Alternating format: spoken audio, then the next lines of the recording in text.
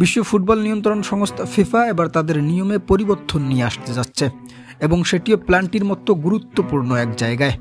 যেখানে ব্রিটিশ সংবাদ মাধ্যম দি সানের ভাষ্য অনুযায়ী জানা যায়, ফুটবলের সর্বোচ্চ আইন প্রণয়নকারী সংস্থা আইএফএবিতে প্ল্যানটির এই বিষয়টি নিয়ে ইতিমধ্যেই বহুবার চর্চা হয়েছে। যেখানে তারা এই নতুন নিয়মে চাচ্ছে প্ল্যানটি থেকে নেওয়া শট গোলবারে লেগে ফেরত আসলে কিংবা গোলকিপার সেভ করে দিলে, যদি মাঠের সীমানা অতিক্রম না করে বলটি ভিতরেই থাকে, তবে পরবর্তীতে বলটি প্লেয়ার আর শট করতে পারবে না।